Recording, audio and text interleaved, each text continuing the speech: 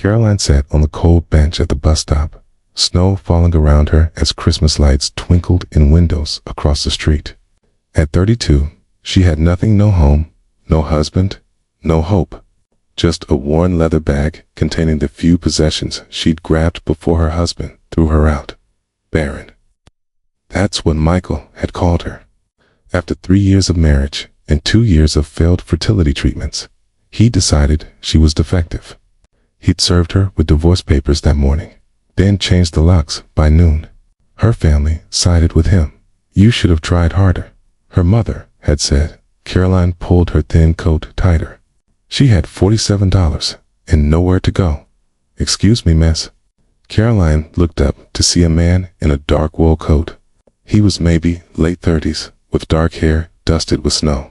Behind him stood 3 children, 2 boys and a girl, ranging from maybe 4 to 8 years old, all bundled in winter jackets.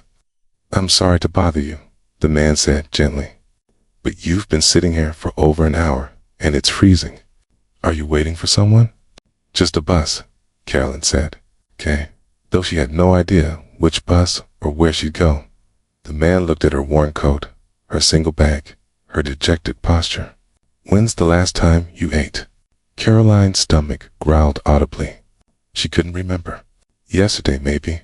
Daddy, she's hungry, the little girl said, tugging on the man's coat. We should share. We should, the man agreed. He knelt to Caroline's level. My name is Ethan Walsh. These are my children, Laver, Emma, and Ben. We're heading to dinner. Would you join us? I can't afford. I'm inviting you. Please. It's Christmas Eve. No one should be alone on Christmas Eve. Something in his kind eyes broke through Caroline's defenses. She nodded. The restaurant was warm and bright, filled with families. Ethan ordered generously soup, bread, main courses, hot chocolate for the kids. As Caroline ate, he didn't pry. He just made gentle conversation, telling stories that made his children laugh. Daddy was a terrible cook before Miss Rachel taught him, Oliver announced. He burned water. You can't burn water, Ethan protested. Emma giggled. Caroline found herself smiling for the first time in weeks, after the children were occupied with coloring sheets. Ethan turned to Caroline. I don't want to overstep, but I get the feeling you're going through something difficult.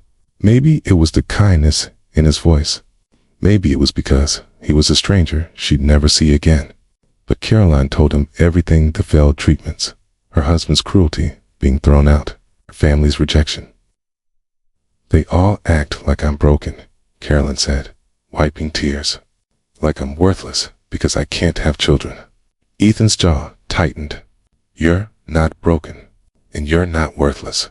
Your ex-husband is a coward who didn't deserve you. You don't know me. I know enough. I know you were sitting in the freezing cold with nowhere to go. And when my daughter said you were hungry, you looked ashamed instead of entitled. That tells me what kind of person you are. Ethan glanced at his children. I'm going to make you an offer. Hear me out before you say no, okay? I'm a single father. My wife died 2 years ago. I've been raising these 3 on my own while running my company. It's chaos. My kids need more stability than I can give them alone. I need someone to help manage the household, coordinate schedules, be there when I can't be. Why are you telling me this? Because I'm offering you the job. Room and board, $60,000 a year, full benefits. You'd have your own space, your own life, but you'd be part of ours too. Caroline stared at him. You're offering me a job. You don't even know me. I know you need help, and I need help. Sometimes the people who've been broken down the most understand how to build others up. This is crazy, probably. But I'm a widower with 3 kids trying to do the impossible every day.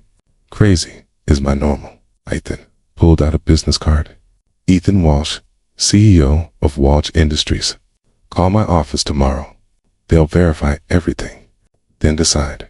Caroline took the card with shaking hands. Why me? Because it's Christmas Eve, and I found someone who needed help at the exact moment I needed help. That feels like more than coincidence. That night, Ethan paid for a hotel room for Caroline. The next morning, she called his office. Everything checked out. She called him. I'd like to accept your offer.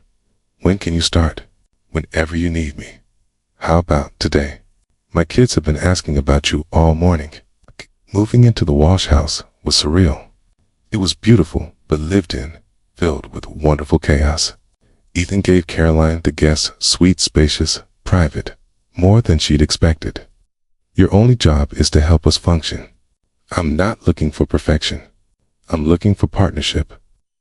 Over the following months, Caroline found her place. She coordinated appointments and school events. She helped with homework and bedtime routines. She brought order to chaos and warmth to a house that had been missing it. The children grew to love her. Caroline makes the good pancakes, Ben announced one morning. Not the burned daddy pancakes. My pancakes aren't that bad, Ethan protested. Yes, they are, all three children said in unison. 6 months after that snowy Christmas Eve, Ethan found Caroline in the kitchen late one night. Can I tell you something? Ethan asked. Of course. When I asked you to come with me that night, I told myself it was just practical, but I was lying to myself. Caroline's heart skipped. About what? About why? I really asked. I saw someone beautiful and broken sitting alone in the snow, and something in me said help her. Not because I needed a household manager, because I saw someone worth saving. These past 6 months, I've watched you heal. I've watched my children fall in love with you. And somewhere along the way, I fell in love with you too. Caroline felt tears streaming. I can't give you children. I'm infertile. That's why my husband, I have 3 children. I don't need more. What I need is someone who sees them, who loves them, who builds a life with us. What I need is you. Are we what you've been missing too?